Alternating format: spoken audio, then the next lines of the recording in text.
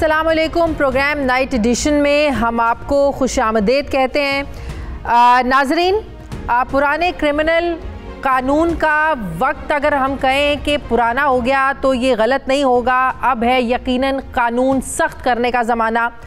वफाकी काबीना ने ज़ाब्ता फ़ौजदारी, ताज़रात पाकिस्तान और कानून शहादत में लगभग 700 से ज़ायद तरमीम मंजूर करके इन्हें बाकायदा मंजूरी के लिए पार्लियामेंट भी भिजवाया है। यकीनन ये हुकूमत का बहुत अच्छा काम है।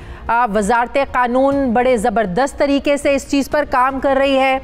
वज़ीर-ए-आज़म ने क्रिमिनल लॉ में अमेंडमेंट लाने की वजह बताते हुए ये कहा कि पाकिस्तान में जो फ़ौजदारी कानून है ये अंग्रेज़ों के दौर का बनाया हुआ है, जो एक सदी से भी ज़्यादा पुराना है, और इसमें खामियों की वजह से अमीर और जो बाअसर तबका है, बाअसर अफराद हैं, ये लोग फ़ायदा उठाते हैं। क्या कह रहे हैं प्राइम मिनिस्टर साहब, उन्होंने इस हवाले से क्या कहा, ज़रा ये देखिए। पाकिस्तान की तारीख में पहली दफ़ा एक कोशिश की गई है रूल ऑफ लॉ की, क्रिमिनल जस्टिस सिस्टम को रिफॉर्म करना और फिर सिविल प्रोसीजर कोड जो पहले कर चुके हैं। इसका मतलब कि हम एक रूल ऑफ लॉ की तरफ जा रहे हैं। इसका सारा मकसद ये है कि आम आदमी के लिए इंसाफ फराहम किया जाए और ताकतवर को कानून के नीचे लाया जाए। अब नाज़रीन, वज़ारत कानून की तरफ से पेश की जाने वाली जो तजवीज़ हैं उनमें FIR का अंदराज जो है ये फौरी होगा। कानून शहादत में वीडियो और ऑडियो को मस्तनद होने की सूरत में काबिल कबूल समझा जाएगा। जो फौजदारी मुकदमात हैं इनका फ़ैसला 9 महीनों के अंदर अंदर किया जाएगा। तफ्तीश 45 रोज़ के अंदर मुकम्मल करना होगी।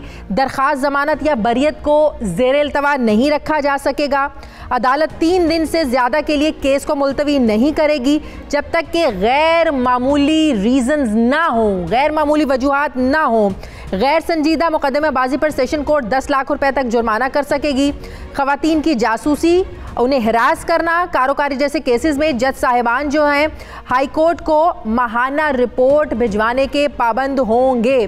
जबकि वज़ारत कानून ने ज़ाब्ता ताज़रात पाकिस्तान में 16 तब्दीलियाँ करते हुए 4 नई दफ़ात भी शामिल की और 12 दफ़ात में तरमीम की हैं। मगर इन तरमीम को लेकर हुकूमत और जो वकला बिरादरी है इनके दरमियान एक तनाज़ा पैदा हो गया है। वकला बिरादरी ये कह रही है कि वज़ारत कानून ने उनसे मुशावरत नहीं की, उनको एतमाद में नहीं लिया और उसके बग़ैर ही ये सारा प्रोसेस किया है। ये बड़ी तनकीद की जा रही है एहसन भवन की तरफ से भी वज़ीर कानून फ़ारूक नसीम साहब पर। अब नाज़रीन, एक तरफ हुकूमत ने क़वानीन में तरमीम करने के लिए ज़ाहिर है हुकूमत का इरादा है, हुकूमत ने तो कमर कस ली है, लेकिन दूसरी तरफ जस्टिस उमर अता बंदयाल ने पाकिस्तान के 28वें चीफ जस्टिस ऑफ पाकिस्तान का हल्फ उठाते हुए इस अज़म का इजहार किया कि अदालत पर जो केसेस का बोझ है ये कम करना है। यकीनन एक ये बहुत बड़ा चैलेंज होगा, इस पर हमने बात करनी है। दूसरी तरफ नाज़रीन, सुप्रीम कोर्ट नए अज़म के साथ मैदान अमल में है। दूसरी तरफ इसके एक फ़ैसले में हुकूमत की तरफ से गलत और तज़ादात के साथ जोड़ा जा रहा है और वो केस है जस्टिस काजी फ़ाइज़ ईसा का केस है।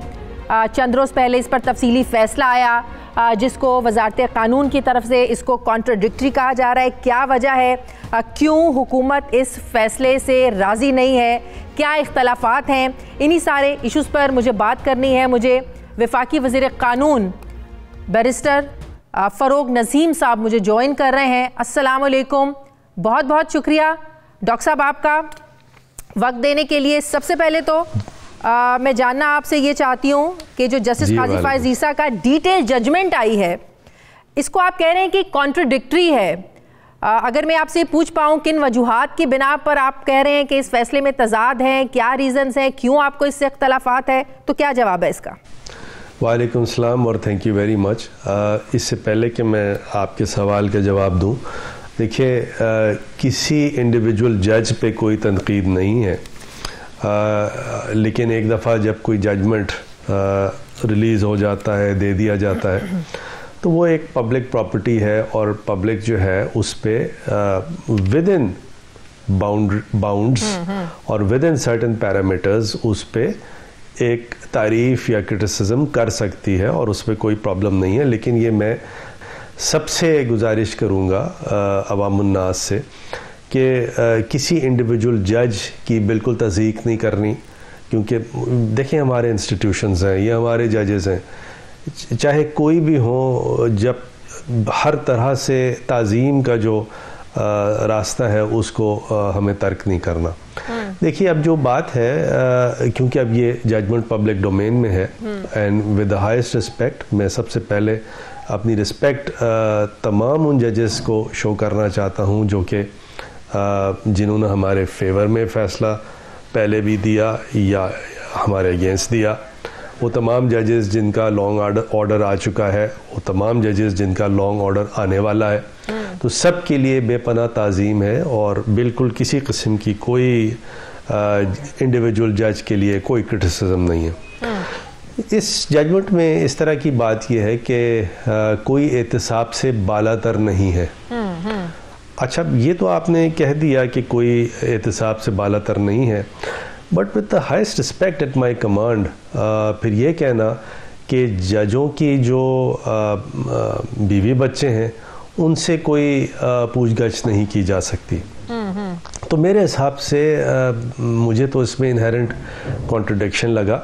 और फिर जब मैंने एतजाज़ हसन साहब को सुना, बालातर नहीं है, वहीं अदिया ने ये भी कहा, वहीं अदिया ने यह भी कहा कि एहतसाब ज़रूरी है, लेकिन ये एहतसाब कानून के मुताबिक होना चाहिए। तो जिससे ये तासुर पैदा हुआ कि जो एहतसाब हो रहा था, ये जो सारा ट्रायल हुआ, ये मेरिट पर नहीं था।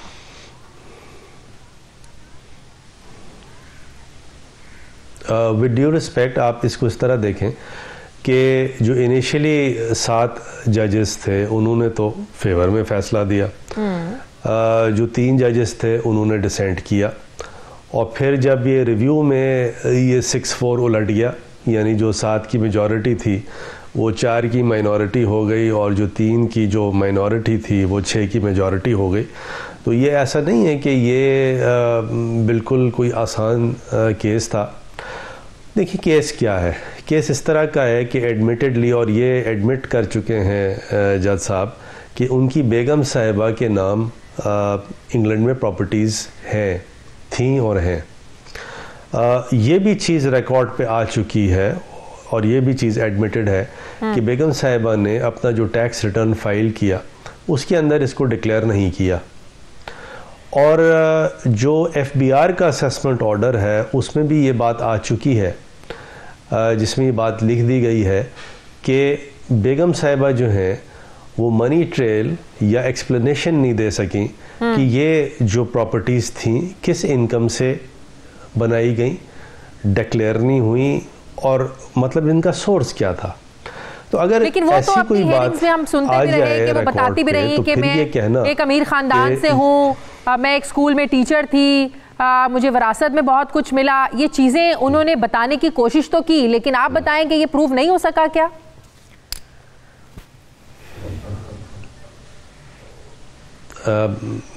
शाजी साहब ऐसे ही है मेरी दानिश में, और अगेन बिल्कुल मैं किसी इंडिविजुअल फ़र्द की तरफ बात नहीं कर रहा, सिर्फ ये कहना कि मैं एक बहुत बड़े ख़ानदान से हूँ और मेरे पास बहुत सी विरासत है और मेरे पास बहुत सी ज़मीनें हैं। तो एक्चुअली ये तमाम चीज़ें ऐसी होती हैं जिनका रिकॉर्ड होता है, और उस रिकॉर्ड में अगर कोई इनकम है या ऐसी कोई विरासत है, जैसे फॉर एग्ज़ाम्पल वो ये कहती कि जी मेरे पास इतनी विरासत में इतनी ज़मीनें थी, मैंने इन ज़मीनों को बेचकर ये इंग्लैंड में प्रॉपर्टी ली। मैं बखुदा आपको कह रहा हूँ, मैं पहला आदमी होता जो कहता जी ख़त्म करे, या अब इन्होंने दे दिया, बात ख़त्म हो गई। क्योंकि हमारा देखें, despite everything, despite the fact जो कुछ भी हुआ, मैं आज भी यही इस पे कायम हूँ कि अगर उनके पास कोई एक्सप्लेनेशन है, मनी ट्रेल है, वो अगर आ जाती है तो मैं सबसे पहले ये इनिशिएट करूँगा कि बस बात ख़त्म हो गई। अच्छा, अब बात की क्या की जा रही है, जो एक जज साहब हैं जस्टिस आफरीदी, उनका एक इजाफी नोट है। उस इजाफी नोट में तो अच्छा, वो इजाफी नोट कोर्ट का फ़ैसला नहीं है। उस इजाफी नोट में अगर मेरे या इमरान खान साहब के लिए बात की गई है तो जस्टिस फाइज़ ईसा के लिए भी बात की गई है। उसमें लिखा गया है, जो पैरा नंबर रोमन 8 है, उसमें ये लिखा गया है कि आपने जो खुद रिव्यू पिटिशन फ़ाइल की या खुद पिटिशन फ़ाइल की, तो ये कॉन्डक्ट अनबिकमिंग ऑफ अ जज है। उन्होंने तो ये भी फाइंडिंग दे दी। तो वो तमाम लोग जो कि इस इजाफी नोट का सहारा ले रहे हैं, तो फिर ये भी बात दुरुस्त है, वो तो फाइंडिंग आ गई हमारे लिए। तो फिर उन्होंने लिखा कि प्राइमा फेशी और ये लगता है, और फिर ये चीज़ देखी जाएगी। कि 5 साल हो गए, टाइम बार इस पर अप्लाई होता है? जी देखिए, टाइम बार दो चीज़ें हैं। टाइम बार एक तो अप्लाई होता है इनकम टैक्स में, हाँ, लेकिन टाइम बार जब डिसिप्लिनरी प्रोसीडिंग्स की जाए या देखा जाए कि ये प्रॉपर्टी, जैसे नैब है, नैब में इस तरह का टाइम बार नहीं है, इसी तरह डिसिप्लिनरी प्रोसीडिंग्स होती E&D की, उसमें टाइम बार नहीं है। लेकिन इस केस में जो बाकायदा असेसमेंट ऑर्डर है उसको देखा जाए तो उसके अंदर जो इनकम टैक्स अफसर है या कमिश्नर ऑफ इनकम टैक्स है, उसने बाकायदा उसके अंदर रीजंस दिए हुए हैं, वो सेक्शन कोट किया हुआ है कि क्यों ये टाइम बार नहीं है। वो टाइम बार इसलिए नहीं है क्योंकि सेक्शन 111 जो है इनकम टैक्स ऑर्डिनेंस का, उसकी 2 शिकें हैं। एक शिक में टाइम बार होता है, दूसरी शिक में टाइम बार नहीं होता। तो कमिश्नर ऑफ इनकम टैक्स ने कहा कि क्योंकि ये फॉरेन प्रॉपर्टीज़ थी और ये जो है अभी मंजर आम पे आई है, तो लिहाजा ये टाइम बार नहीं है। ये उसी तरह की बात है कि कोई शख्स मैं इनकी बात बिल्कुल नहीं कर रहा, कोई शख्स जनरली स्पीकिंग अपनी प्रॉपर्टीज़ इस तरह छुपा ले एकदम, और वो मंजर आम पे जब आए तो उस वक्त कहा जाए ये टाइम बार है, और वो फॉरेन प्रॉपर्टीज़ हो तो उस पर टाइम बार का कानून नहीं लगता। तो उसकी फिर जो तरीका था उसकी अपील होती, अपील के बाद वो ट्राइब्यूनल में जाता, फिर हाई कोर्ट में जाता, फिर सुप्रीम कोर्ट में जाता। डायरेक्ट पिटिशन में भी नहीं बल्कि रिव्यू में उसको क्वाश कर दिया सारे को। तो with due respect at my command, मैं बिल्कुल ताज़ीम और तकरीम के बाद ये कहता हूँ, फ्रेंकली स्पीकिंग मैं डाइजेस्ट नहीं कर पा रहा। ये हो सकता था कि कोई और तौजी दी जाती और रीजंस दी जाते। हमें याद है कि जब सुप्रीम कोर्ट ने एफबीआर को जायदादों, समझ नहीं पा रहा, काजी फैजी साहब की अहलिया की जायदादों को इन्वेस्टिगेट करने का, इंक्वायरी का ऑर्डर दिया, तो हुकूमत ने इसको अपनी बहुत ज़्यादा कामयाबी करार दिया था। लेकिन इसी तफसीली फैसले में एफबीआर को मिसेज ईसा की इंक्वायरी का हुक्म देना, कहा गया है कि गलत है, ये कानून के मुताबिक नहीं था।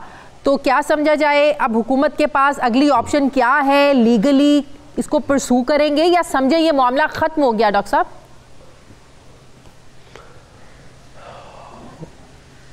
देखिए बात ये होती है ना कि वो जो इंक्वायरी एक्चुअली नहीं थी, बल्कि वो जो खातून थी वो उन्होंने खुद और उनके वकला ने, फैज़ ईसा साहब के वकला ने ये पॉइंट लिया हुआ था कि जी आपने तो बेगम साहिबा को तो सुना ही नहीं, डायरेक्ट जो है वो सुप्रीम जुडिशल काउंसिल में केस कैसे फाइल कर दिया। हालांकि मेरी दानिश में ये बिल्कुल हो सकता है, ड्यू रिस्पेक्ट, ये जब उनकी तरफ से ये बात आ गई, अदलिया ने उनकी बात मानी और कहा कि एफबीआर आप इस पे इनकी इंक्वायरी करें, असेसमेंट ऑर्डर पास करें। और जब assessment order with due respect उनके खिलाफ आ गया तो उन्होंने रिव्यू में ये कह दिया कि नहीं जी, आपने तो ये जो ऑर्डर पास किया था एफबीआर को भेजने का, यही गलत है। तो इसमें बड़ा इनहेरेंट कॉन्ट्रडिक्शन है। और वो जो दूसरी बात है, देखिए हर चीज़ का एक नैरेटिव है। जैसे फॉर एग्जांपल नवाज शरीफ की प्रॉपर्टियां हैं, नवाज शरीफ की प्रॉपर्टियां जो हैं वो मौजूद हैं। मतलब ये कि नवाज शरीफ की प्रॉपर्टियां जो थीं वो उनके बच्चों के नाम की थीं। हाँ। तो वो क्योंकि पूरी प्रॉपर्टियां मौजूद हैं तो वो, और उसकी कोई मनी ट्रेल नहीं है, कोई एक्सप्लेनेशन नहीं है, तो इसलिए ये नैरेटिव ऐसा है, ये केस की मेरिट ऐसी है, सेहत ऐसी है। मेरा नहीं ख्याल कि कोई ये कह सकता है कि ये हमेशा के लिए खत्म हो चुका है। बहरहाल हमारी क्यूरेटिव रिव्यू इसमें फाइल है, होता है ना, जिस पे इल्जाम होता है। जैसे नवाज शरीफ साहब पर भी यही इल्जाम था कि आप साबित करें भाई एवन फील्ड है, इतने महंगे अपार्टमेंट से आप मनी ट्रेल दे, वहां पे भी मनी ट्रेल का मसला था, यहाँ पे भी मनी ट्रेल का मसला है। मुमासलत है इन दोनों केसेस में?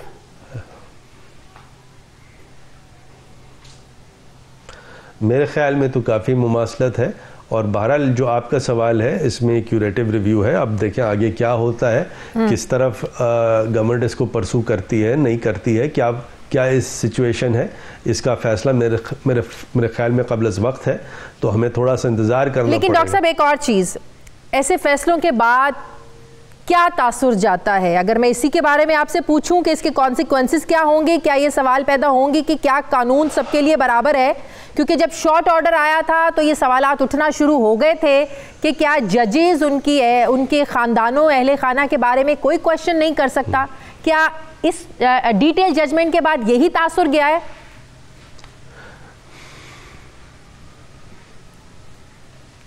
देखिए मैं आपको बताऊं एक चीज़ और आपको बताऊं बड़ी इम्पोर्टेंट, वो ये है कि जो सुप्रीम कोर्ट और हाई कोर्ट के जज होते हैं उनको कहा जाता है कि ये ऑफिस ऑफ पब्लिक ट्रस्ट है। यानी ये किसी भी रेगुलर एम्प्लॉयमेंट से या कोई ब्यूरोक्रेट है या फॉर एग्जांपल मैं सेनेटर हूँ, लॉ मिनिस्टर हूँ या कोई भी हूँ, उनसे कहीं ज़्यादा बड़ा मुकाम जो है इन हाई कोर्ट और सुप्रीम कोर्ट के जजेस का है, क्योंकि ये पब्लिक ट्रस्ट है, इनके ऑफिसेस, ये कॉन्स्टिट्यूशनल ऑफिसेस हैं, ये ओथ लेते हैं।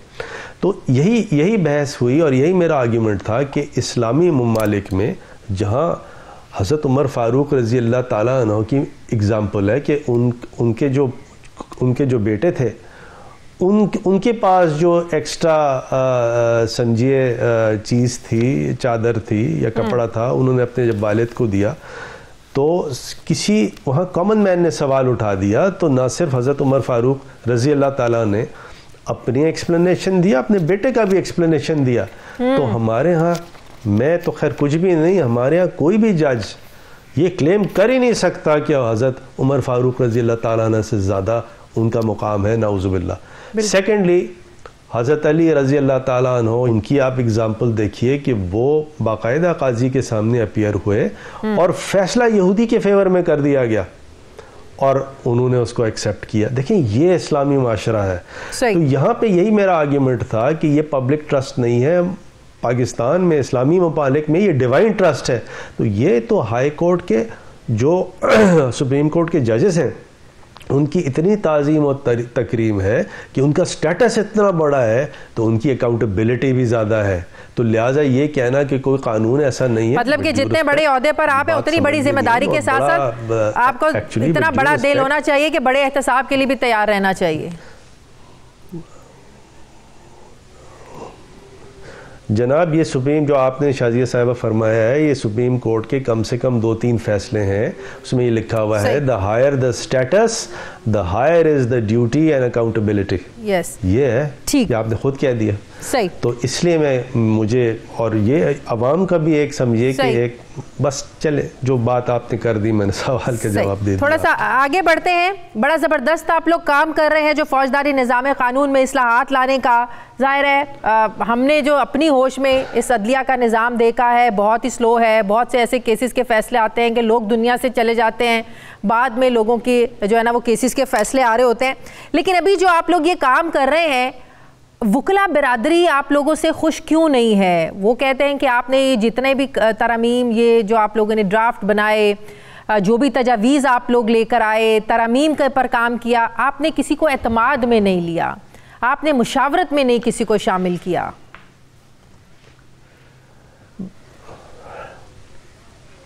विद ड्यू रिस्पेक्ट, एक्चुअली पहली बात तो ये है कि भून साहब मेरे दोस्त हैं, अच्छे आदमी हैं, और जो सेक्रेटरी साहब हैं जिन्होंने लेटर लिखा है वो भी अच्छे आदमी हैं और उन पे बिल्कुल मैं बात नहीं कर रहा।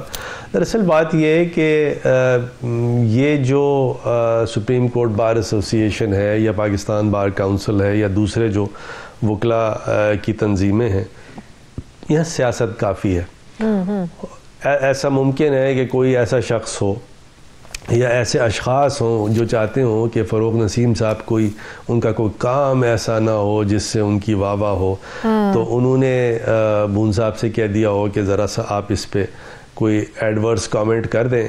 तो उन्होंने, क्योंकि दोस्त मनश आदमी है और अच्छे आदमी है, मेरे तो बड़े दोस्त हैं, तो उन्होंने चलिए ऐसे ही कमेंट कर दिया। लेकिन सच ये है कि हमने बाकायदा खतूत लिखे, ना सिर्फ सुप्रीम कोर्ट बार एसोसिएशन को, पाकिस्तान बार काउंसिल को, बल्कि पाकिस्तान की तमाम हाई कोर्ट बार एसोसिएशंस को और तमाम प्रोविंशियल बार काउंसिल्स को खतूत लिखे। इतने मोटे मोटे हमने सेट्स और थद्दे उनको भिजवाए क्रिमिनल रिफॉर्म्स के कि जी बताइए आपकी क्या कमेंट्स हैं, और किसी एक भी शख्स ने हमें उसका जवाब नहीं दिया और इतना भी नहीं बताया कि इसमें यह चीज़ सही है या गलत है। तो जो प्रिजम्पशन है क़ानून में वो ये है कि अगर मैं आपको एक ख़त लिखूं और आपसे एक चीज़ पूछूं कि बताइए इसमें आपके पास कोई अगर कमेंट है और आप ना करें तो इसका मतलब है यू आर सेटिस्फाइड। लेकिन उसके बावजूद हमने एक दोबारा उनको ख़त लिखा है, उनसे दोबारा इंगेज किया है, हमें बता दें क्या मतलब हमारा अगर ये अमेंडमेंट है कि 9 महीने में केस का फ़ैसला होना चाहिए, और अगर नहीं होगा तो ट्रायल जज है वो बताए कि कहाँ प्रॉब्लम है, नहीं तो हाई कोर्ट उसकी डिसिप्लिनरी प्रोसीडिंग्स करेगा, तो उसमें क्या गलत है। हम अगर ये कह दें कि इलेक्ट्रॉनिकली एविडेंस रिकॉर्ड होनी चाहिए या 45 दिन में चालान जाए या FIR इस तरह रजिस्टर हो, तो उसमें क्या बुरी बात है। ये देखिए 1860 का कानून था PPC का, जो पीनल कोड था उस वक्त, तो इंडियन पीनल कोड था, और 1898 का क्रिमिनल प्रोसीजर कोड है। उस वक्त वो अच्छे कवानीन थे, लेकिन उसको सारा इंग्लैंड ने, ऑस्ट्रेलिया ने, जहाँ जहाँ ये था उन्होंने तो उसको हटा दिया। बिल्कुल सही। और इंडिया ने भी बड़े तरामीम इसमें किए। तो हम फॉर द फर्स्ट टाइम 75 साल की हिस्ट्री में जब अभी करने जा रहे हैं, तो बार एसोसिएशन हमारा साथ दें प्लीज हमारा साथ। आप लोग जो इसमें audio video recording, email, fax, इसको बतौर सबूत तस्लीम किया जा सकेगा, लेकिन रिसेंटली जो उस्मान मिर्ज़ा केस हुआ है, पूरी दुनिया ने वो वीडियोस देखी हैं, अदालत में भी पेश की गई है। फिर ऐसे केसेस में जब जिसके साथ वो जुल्म हुआ है वो उसको मानने से इनकार कर दे, कोई प्रेशर भी हो सकता है, कोई धमकी भी हो सकती है, तो ऐसे में फिर इन ऑडियोज़ की, इन वीडियोज़ की क्या इंपॉर्टेंस रह जाती है? फिर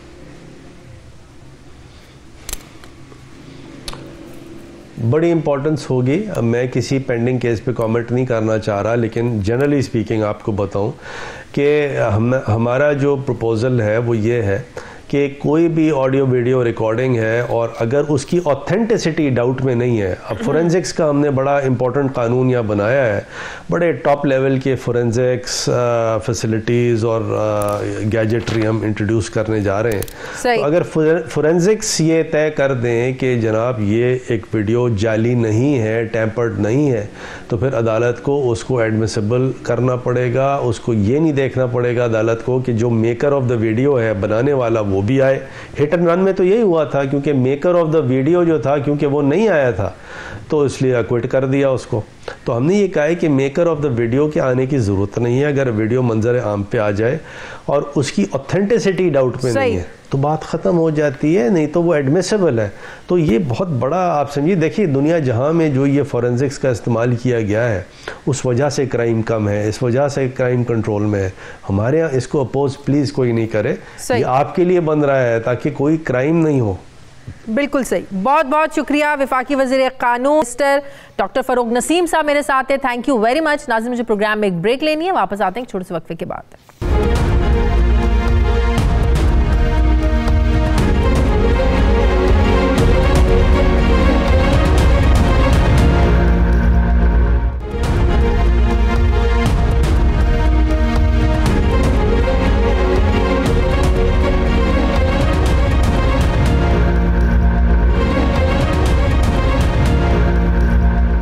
के बाद एक बार फिर से आपको खुशामदीद कहते हैं। नाजरीन, मियां नवाज शरीफ की मेडिकल रिपोर्ट बताती है कि उनकी तबीयत ठीक नहीं है और वो पाकिस्तान का सफ़र नहीं कर सकते, जबकि दूसरी तरफ उनकी एक वीडियो मंजर आम पर आती है जिसमें वो एक फैक्ट्री में प्रेजेंटेशन लेते हुए नज़र आ रहे हैं। इस वीडियो को लेकर सोशल मीडिया पर बड़ा एक शोर मचा हुआ है। हालांकि नवाज शरीफ के बेटे हुसैन नवाज ये मौक़िफ़ दे रहे हैं कि ये वीडियो 4-5 महीने पुरानी है, जब वो एक दोस्त की फैक्ट्री में गए थे। नाज़रीन, इस वीडियो पर अपना मौक़िफ़ देते हुए वफाकी वज़ीर फ़ारूक हबीब ने ये सवाल उठाया है कि क्या मियाँ साहब की ऐसी रिपोर्ट लंदन में कहीं जमा कराई जा सकती है। क्या कहा उन्होंने, ये भी देखिए। अमेरिका का डॉक्टर आके बरतानिया में कैसे प्रैक्टिस कर सकता है कि NHS से वो रजिस्टर्ड है, और क्या यही जो ओपिनियन है ये बरतानिया के होम ऑफिस के अंदर भी नवाज शरीफ जमा करवा सकते हैं। इसी के साथ साथ डॉक्टर शाल ने तो ये कहा था कि आपने चहलकदमी करनी है। वो चहलकदमी की बजाय जो है वो 4-4, 5-5 घंटे का सफ़र उन्होंने शुरू कर दिया है। तो अगर वो 5 घंटे के सफ़र करने के लिए फ़िट हैं तो वो एयर एम्बुलेंस के ऊपर पाकिस्तान आने के लिए भी फ़िट है। वजह जो भी है, ये तो तय हो गया कि नवाज शरीफ फ़िलहाल पाकिस्तान वापस नहीं आ रहे हैं, लिहाजा हुकूमत ने नवाज शरीफ को वापस लेने के लिए शहबाज शरीफ के गिरद शिकंजा कसना शुरू कर दिया है। अटॉर्नी जनरल ने शहबाज शरीफ बतौर ज़मानती अपने भाई की वापसी के लिए उनको ख़त लिखा है। तो शहबाज शरीफ ने जवाबी ख़त में लिखा कि आपके ख़त से सियासी तासुर मिल रहा है और हमारा मीडिया ट्रायल करने की कोशिश की जा रही है। बात यह है कि जब नवाज शरीफ पाकिस्तान वापस नहीं आएंगे तो हुकूमत को भी यकीनन तनकीद करने का मौका मिलेगा। दूसरी तरफ हुकूमती वज़रा ये दावा करते नज़र आते हैं कि नून लीग में फूट पड़ना शुरू हो गई है और लोग क़यादत के लिए आगे आना चाह रहे हैं। वफाकी वज़ीर दाखिला शेख रशीद ये कहते हैं कि नून लीग के 15 अरकान उनसे राब्ते में हैं और अंदर से इमरान खान के साथ हैं। शेख साहब क्या फरमाते हैं, ये भी देख लीजिए। अपोजिशन को ये ख्याल रखना चाहिए ये 14-15 आदमी जो हैं ये अंदर से इमरान खान के साथ हैं, और अब ये अदम एतमाद की जो बातें कर रहे हैं इसमें बंदे इनको लाने होते हैं। नाज़रीन, मुझे ज्वाइन कर रहे हैं मुस्लिम लीग नून के सीनियर रहनुमा राना सनाउल्लाह साहब। अस्सलाम वालेकुम, बहुत बहुत शुक्रिया राना साहब आपका। राना साहब, जब से नवाज शरीफ बाहर गए हैं हुकूमत इसे एक बहाना समझती है, इसे एक झूठ समझती है। अब जब से नई रिपोर्ट, मेडिकल रिपोर्ट अदालत में जमा करवाई है, लाहौर हाई कोर्ट में जमा करवाई गई है नवाज शरीफ साहब की तरफ से, तो हुकूमत इस चीज़ पर ज़्यादा तनकीद कर रही है कि एक तरफ आप बीमारी का बहाना कर रहे हैं, दूसरी तरफ आप अपने कारोबारी मामलात देखने के लिए लंदन से बाहर दूर दूर जगहों पर जा रहे हैं। तो क्यों ये जवाब फराहम किया जा रहा है हुकूमत को तनकीद करने का? हुकूमत का मौक़िफ़ तो और दुरुस्त लगने लगता है कि अगर आप बीमार हैं तो आप अपना इलाज कराएं, बजाय कि इसके कारोबारी मामलात को जाके देखें। आप देखें, पहली बात तो ये है कि मियां नवाज शरीफ साहब जो हैं वो कोई भाग के या किसी और तरह से नहीं गए, वो बड़ी शान शौकत से गए हैं। उन्हें बाकायदा एयर एम्बुलेंस जो है वो लेने आई।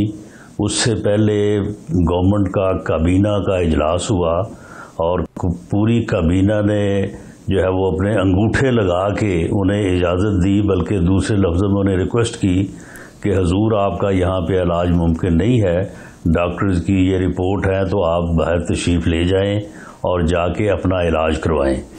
उसके बाद काबीना ने साथ एक छोटी सी बात लगा दी कि जी ये एक स्टाम्प लिख दें। उसने वो उठा के उनके मुंह पे मारा काबीना के कि शर्म करो, ये मुझसे स्टाम्प वगैरह लिखवा रहे हो, कोई स्टाम्प वगैरह नहीं लिख के दूंगा।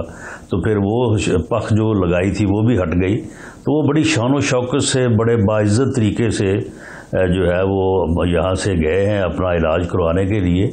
और वो जब ये समझेंगे कि मैं पूरी तरह से फिज़िकली फ़िट हूँ और उनका इलाज मुकम्मल हो जाएगा तो वो तशरीफ़ ले आएंगे, अपनी मर्ज़ी से वो तशरीफ़ लाएंगे। कोई इनकी तनकीद के ऊपर इनकी जो लेकिन राना साहब, इलाज तो तब मुकम्मल होगा ना कि जब वो कहीं दाखिल होंगे। पिछले 2 सालों में अपने इलाज के लिए किस अस्पताल में कहाँ पर दाखिल हुए, यही तो हुकूमत समझती है कि बताएं इन्हें बीमारी है क्या, बीमारी है भी या नहीं, या सिर्फ बहाना बनाकर वहाँ पर बैठे हैं। पिछले 2 सालों में किसी ने नहीं देखा कि वो किसी अस्पताल में अपने किसी इलाज के लिए एडमिट हुए हों। नहीं, बीमारी नहीं, अगर बीमारी का इनको नहीं पता था तो उन्होंने इजाज़त क्यों किस बात की दी थी उनको? वो तो कहते हैं ना कि सब झूठे बहाना बनाकर झूठी मेडिकल रिपोर्ट्स की बुनियाद पर गए, रिपोर्ट्स ही झूठी थी। झूठा था तो फिर इनको चाहिए कि अपने मुंह के ऊपर 5-7 थप्पड़ मारें अपने मुंह के ऊपर कि हमने झूठी रिपोर्टों के ऊपर जो है वो इतना बड़ा फैसला किया। इन्हें बल्कि जूता उतार के अपने सर पे जो है ना वो जूते मारने चाहिए। राना साहब, जो वीडियो सामने आई है नवाज शरीफ साहब की कि कारोबारी मामलात के लिए लंदन से बाहर वो गए, वीडियो कितनी पुरानी है, कब की है वो वीडियो? मेरा ख्याल है कि वो, अब मुझे कोई पर्सनली तो इल्म नहीं है, वो बता रहे हैं कुछ 6-7 माह की है, 6-7 माह पुरानी। हुसैन नवाज भी ये कह रहे हैं कि 4-5 महीने पुरानी की वीडियो। ये अगर बिल्कुल पर्सनल विजिट था उनका, डार साहब थे, हुसैन नवाज उनके साथ थे, नवाज शरीफ साहब थे, तो वीडियोस बनाकर इस तरह फिर इसको बाहर निकालना, लीक करना, ये कौन करता है फिर? नहीं देखें, नहीं ये कोई ऐसी कोई इतनी कोई परेशानी वाली बात नहीं है। अब आप इल्म में है कि मोबाइल जो है वो हर आदमी के हाथ में है। आप कहीं भी जाएं, किसी जगह पे भी जाएं तो वहाँ पे फौरी तौर पे जो वीडियो और सेल्फी जो है वो बन जाती है। तो वहाँ पे किसी बच्चे ने या किसी उनके बंदे ने बना ली होगी, वहाँ से इनके हाथ लग गई होगी। लेकिन इसमें कौन सी कोई एतराज़ वाली बात है? एक मरीज़ जो जिसे हार्ट का जो है वो आर्जा हो और फिर उसके बाद एक उम्र का तकाजा हो, तो एक ही जगह पे रह के बंदा वो चाहे जितनी मर्जी सहूलत हो, वो घर हो या हॉस्पिटल हो, तो उसमें माहौल जो है वो चेंज होना चाहिए। डॉक्टर्स खुद इस बात की को एडवाइस करते हैं कि ये इन्हें घुमाने फिराने के लिए लेके जाएं और ताकि इनका जो है वो एक नफ्सियाती जो एक दबाव होता है इंसान के ऊपर उसमें कमी आए। तो ये मैं समझता हूँ कि बहुत अच्छा किया उन्होंने। ये उनको करते रहना चाहिए कि महीने 10 दिन में उनको किसी न किसी जगह पे जो है वो उनको लेके जाना चाहिए ताकि उस माहौल से जो है वो मरीज़ की रिकवरी में फ़र्क पड़ता है और मरीज़ के सेहतमंद होने में बड़ी ये चीज़ें मुआवन होती हैं। डॉक्टर खुद एडवाइस करते हैं। राना साहब, जावेद लतीफ़ साहब 2 दिन पहले मेरे प्रोग्राम में आए, वो कह रहे थे कि जिस तरह मुल्क के हालात हो चुके हैं वो मियाँ साहब तो बर्दाश्त नहीं कर सकते, हो सकता है वो अपनी बीमारी की परवाह किए बगैर और इलाज किए बगैर ही वापस आ जाए, क्योंकि वो मुल्क को सही रास्ते पर गामजन होते हुए देखना चाहते हैं, मुल्क की समत को दुरुस्त करना चाहते हैं। वो कहते हैं अब दिनों की बात नहीं है, ये महीनों की बात नहीं है, ये हफ्तों की बात है कि नवाज शरीफ कभी वापस आ सकते हैं। तो हमें तो ज़ाहिर फिर कन्फ्यूजन पैदा होगी ना कि उनके लिए इम्पॉर्टेंट क्या है, प्रायोरिटी क्या है, अपनी सेहत, अपनी बीमारी का इलाज करवाना या हालात को देखकर पाकिस्तान इलाज के बगैर वापस आ जाना। देखिए, ये अपनी अपनी सोच हो सकती है। अगर जावेद लतीफ़ साहब ऐसा सोच रहे हैं तो उन्हें ऐसा सोचने का हक हासिल है, लेकिन जो पार्टी ने मियां नवाज शरीफ को एडवाइस किया है वो तो यही किया है कि आपकी सेहत जो है, आपकी ज़िंदगी जो है वो फर्स्ट प्रायोरिटी है, बाकी चीज़ें तो फिर सारी बाद में है ना। मुल्क भी और आपकी फैमिली भी, आपका ख़ानदान भी, सब कुछ जो है वो चीज़ें बाद में आती है, पहले तो आपकी ज़िंदगी है। और इसीलिए अल्लाह ताला ने भी कुरान पाक में भी हुक्म फरमाया है, हदीस नबवी भी है कि जान की हिफाजत बंदे को जो है वो करनी चाहिए, और जान की हिफाजत न करना और ख़ुद को खामखा जो है वो ख़तरे में या बीमारी में डालना जो है, ये हमारी शरीयत में, हमारे मज़हब में तो गुनाह है। राना साहब, जो क्या सर आई हैं, जाहिर है कि उन्होंने आना है, नहीं आना है, पार्टी में फूट पड़ रही है, उन्हें आना चाहिए, खुद मामलात को टेक ओवर करना चाहिए। जब हुकूमत ये कहती है कि आपके लोग उनसे राब्ते में, आप लोग कहते हैं कि उनके लोग आपसे राब्ते में हैं, तो पार्टी में जब आपस में इख्तलाफात की बातें भी मंजर आम पर आएंगी और लोगों में कन्फ्यूजन रहेगी कि पता नहीं लीडर साहब ने पाकिस्तान अपने मुल्क में आना या नहीं आना, तो क्या सियासी तौर पर पार्टी को इसका नुकसान नहीं होता? देखें, पार्टी लीडर जो है ना वो पार्टी के इतना करीब है कि अगर मैं अगले 5 मिनट में चाहूँ कि मैंने किसी मामले पे उनसे कोई एडवाइस लेनी है तो वो 4 मिनट में मुझे अवेलेबल होंगे। अच्छा। और वो इतना टाइम देते हैं कि पार्टी के छोटे छोटे मसले जो हैं उनके ऊपर भी वो एडवाइस भी देते हैं, डायरेक्शन भी देते हैं, दिलचस्पी भी लेते हैं। और वो पार्टी को मैं समझता हूँ कि जब वो पाकिस्तान में थे उस वक्त भी इतना टाइम नहीं दे पाते थे जितना वो टाइम अब देते हैं।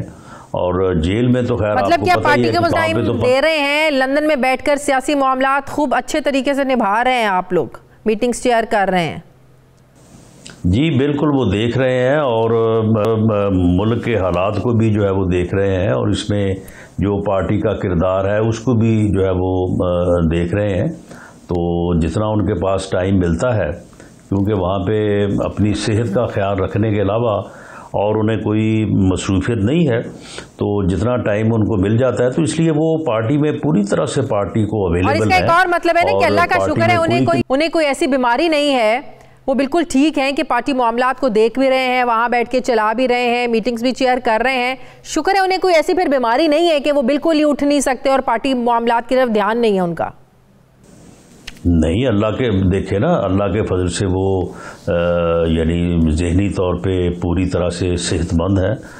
अल्लाह ताला उनको सेहतमंद रखे, उनको कोई ऐसा अर्जा लाहक नहीं है कि वो अपना जो है वो अपनी सोच, अपनी फ़िक्र में जो है वो किसी किस्म का खलल महसूस करते हो। हाँ ठीक है, हार्ट का पेशेंट आपके इल्म में ही है कि हार्ट का पेशेंट जो है वो उसे थोड़ा एंजाइटी से बचना चाहिए, थोड़ा जो है वो क्योंकि वो टीवी वगैरह जो है वो नहीं देखते हालात का जो है वो पार्टी के लोगों से, क्योंकि टीवी के ऊपर आपको पता ही है किस किस्म के घटिया लोग आके जो है वो हर वक्त वहाँ पे हर्जा सरा होते हैं।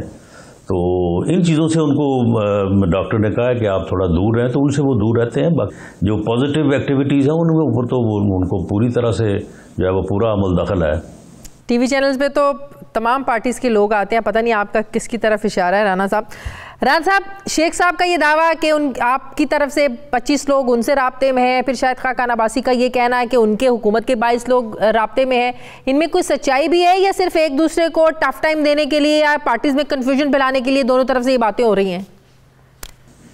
नहीं, हमारे साथ तो इनके लोग हैं, वो हमारे टिकट मांगते हैं। हम तो इसको कह रहे हैं ये छीदा टल्ली हमारे टिकट के ऊपर इलेक्शन लड़ने को तैयार हो जाएगा। आपको पता ही है कि इसकी अपनी औकात क्या है। अपनी इसकी औकात ये है कि आज तक ये अपने वोटों से कभी कामयाब नहीं हुआ वहाँ से, कभी इमरान खान के वोटों से कामयाब हुआ, कभी मियां नवाज शरीफ के वोटों पे। मैंने खुद इस आदमी को देखा जब मियां नवाज शरीफ साहब सऊदी अरब से वापस आए थे, तो उस वक्त नवाए वक्त के थे वो ख्वाजा फर्रख, वो गवाह हैं इस बात के, अभी वो हयात हैं, अल्लाह उनको हयाती दे, और जो मजीद निजामी साहब थे वो इनके सवारची थे। राना साहब, अदम एतमाद का बड़ा शोर मचाती है ऑपोजिशन, लेकिन अदम एतमाद आप कैसे इसको कामयाब करेंगे अगर आप लोग लाना भी चाहते हैं? जिस हाउस में ऑपोजिशन की अक्सरियत है वहाँ से कामयाब हो नहीं सके। स्टेट बैंक तरमीमी बिल आसानी से वहाँ से मंजूर हो गया। जिस दिन वहाँ सेनेट में पेश हुआ गिलानी साहब नहीं थे, जिस दिन कौमी असम्बली में पेश हुआ वहाँ पर शहबाज शरीफ नहीं थे। तो ये क्या वाकई बिल्कुल गिलानी साहब की ही गलती है, ऑपोजिशन की इसमें प्लानिंग क्या थी, क्यों कामयाब नहीं हो पाए इस पर ऑपोजिशन? नहीं, देखें, अदम एतमाद जो है वो पीपल्स पार्टी ज़्यादा उसके ऊपर जोर देती है, और हम अदम एतमाद के ख़िलाफ़ नहीं हैं, हम अदम एतमाद के बिल्कुल हक में हैं, और हम पीपल्स पार्टी से वही बात कहते हैं जो अब आपने अपने क्वेश्चन में पुट की है कि भाई पहले अपनी अक्सरियत को तो इंश्योर कर ले। कौमी में तो हमारे पास अक्सरियत नहीं है, नंबर नहीं है, गो फर्क बहुत थोड़ा है, फर्क 5-7 वोटों का है, लेकिन बहरहाल फर्क तो 1 वोट का भी होता है। बिल्कुल। तो आप इसको इंश्योर कर लें, कौमी असम्बली में हमारा नंबर नहीं है, अगर हमारा नंबर हो तो फिर हमारी गवर्नमेंट हो।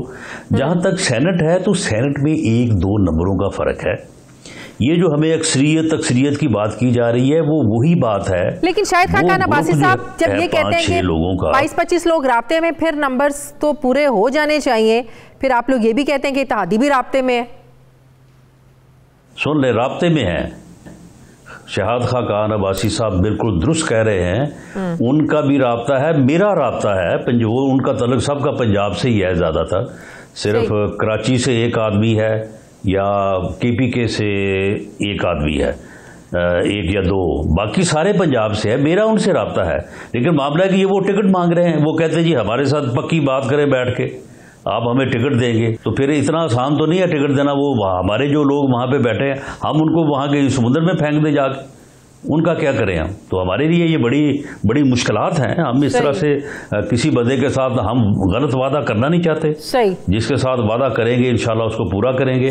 लेकिन हमारे आगे जो है वो काफ़ी मुश्किलात हैं, और इसमें मियां नवाज शरीफ साहब जो है वो खुद इस बात को, उनके साथ बात होती रहती है, वो खुद इस बात को बड़ा। अच्छा राना साहब, 23 मार्च का महंगाई मार्च जो आप लोग करने जा रहे हैं, इसकी क्या अहमियत है? पीपल्स पार्टी 27 फरवरी को निकल रही है, आप लोग 23 मार्च को निकल रहे हैं, कोई अहमियत भी है, कोई सिग्निफिकेंस भी है इस मार्च की? इसकी बड़ी अहमियत है। आप देखें ना, 23 मार्च अभी 1.5 महीना दूर है। सीधा टली सुबह रोज 10 बजे लगा होता है 23 मार्च के ऊपर। अभी आप देखेंगे कि चंद दिनों तक ये सारे पागल हो जाएंगे पूरी गवर्नमेंट, और ये 23 मार्च के ऊपर जो है सुबह शाम ये और कोई काम नहीं करेंगे, सिर्फ 23 मार्च का काम करेंगे। जब 23 मार्च गुजर जाएगी तो उसके बाद इंशाल्लाह फिर 1 मई का मार्च रख देंगे, फिर 14 अगस्त का रख देंगे, यानी अब इसी तरह से जो है ना। तो फिर तो शेख साहब वाली वो बात सही साबित हुई ना, वो सही फिर कहते हैं कि हल्की फुल्की मौसीकी ऐसी चलती रहेगी। नहीं, अब ये पक्का राग होगा, हल्की फुल्की मौसीकी नहीं होगी, ये पक्का राग अब होगा। अब ये आखिरी साल जो है ना, आखिरी साल में हल्की फुल्की मौसीकी पहले चलती रहती है, आखिरी साल में पक्का राग होता है। अच्छा। ये बिल्कुल शेख साहब को ऐसी ठुमरी सुनाएंगे कि शेख साहब जो है ना, ये इनके कानों के पर्दे फट जाएंगे। सही। अच्छा, तो पीपल्स पार्टी को बाकायदा दावत देंगे कि आप लोगों के साथ भी वो 23 मार्च में आपके महंगाई मार्च में शामिल हों? नहीं, पीपल्स पार्टी हमारे साथ है। वो तो 27 फरवरी को अपना एहतजाज कर रहे हैं ना। देखिए, 27 को वो शुरू करेंगे कराची से, करते कराते वो 10, 11, 12 मार्च तक जो है वो इस्लामाबाद के करीब पहुंचेंगे। उतनी देर में हमारा भी जो है वो आगाज हो चुका होगा, और हम भी उनके पीछे ही पहुंच जाएंगे। वहां पे कोई 5-7 दिन वो इनको एंगेज करेंगे, फिर उसके बाद जाके हम इनको एंगेज करेंगे। तो ये इनको पागल बनाएंगे, कोई 8-10 दिन इनका बुरा हाल करेंगे, तो उसके बाद फिर रोजे राजे रखें, ईद मनाएं, उसके बाद फिर दोबारा शुरू करेंगे। 126 दिनों के धरनों में हुआ था आप लोगों के साथ। जी बिल्कुल। देखे मैं तो कभी नहीं इस बात को भूलता। मैं तो अपनी पार्टी मीटिंग में कहता हूं कि जब आप कोई इवेंट अनाउंस कर देते हैं ना, तो गवर्नमेंट फिर और कोई काम नहीं करती, उस इवेंट को ही मैनेज करती है। ये 126 दिन जो ये वहां पे बैठे रहे हैं, उससे कुछ हो सका नहीं हो सका, लेकिन 126 दिन गवर्नमेंट ने काम कोई नहीं किया। तो आपने भी नहीं करने देना काम, जो है वो तो मतलब ये काम कोई आपने भी नहीं करने देना, फिर आप लोगों ने कहना इन्होंने किया क्या है? नहीं, काम करने का वक्त गुजर गया जी, काम करने का वक्त गुजर गया। जो ये 4 साल थे ये इनके काम करने का वक्त था, उसको इन्होंने ज़ाया किया। बाकी जो ये ज़हमत मुल्क पे मुसल्लत हुई है, ये जिन्होंने किया वो बहुत बहुत शुक्रिया। मुस्लिम लीग नून के सीनियर रहनुमा राना सनाउल्लाह साहब मेरे साथ थे, बहुत शुक्रिया आपका। नाज़रीन मुझे प्रोग्राम में एक ब्रेक लेनी है, ब्रेक के बाद हमें माहिर मौशियात डॉक्टर इशफाक हसन साहब ज्वाइन कर रहे हैं। वापस आते हैं छोटे से वक्फे के बाद।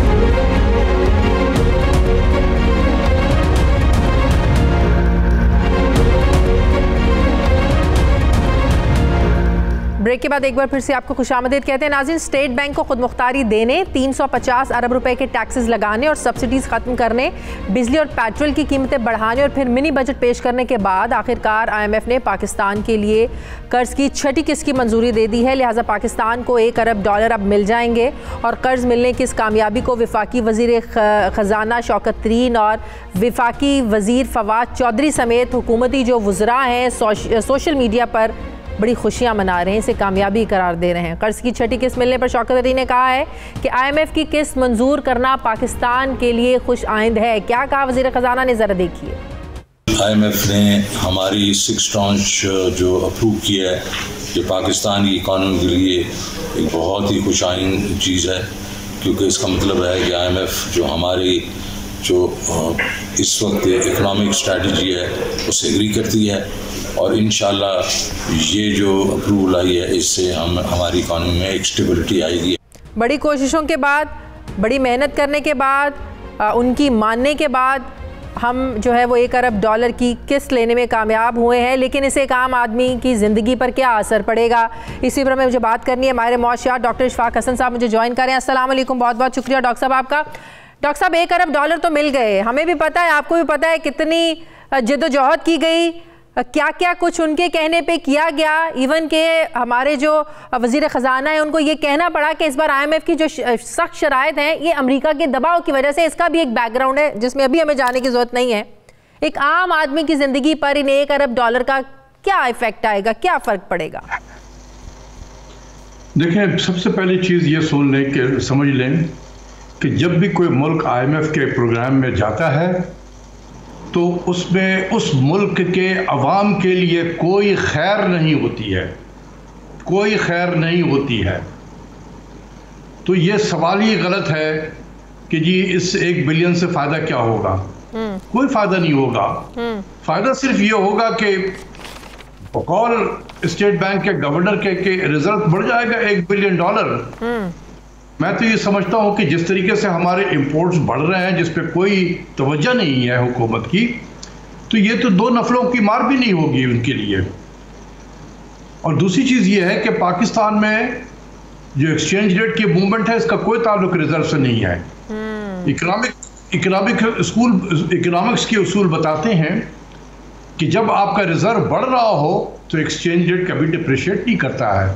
हमारे यहाँ होता रहा, जब 152 रुपया 30 पैसा हमारा एक्सचेंज रेट था तो उस दिन हमारा रिजर्व 17.77 बिलियन डॉलर था।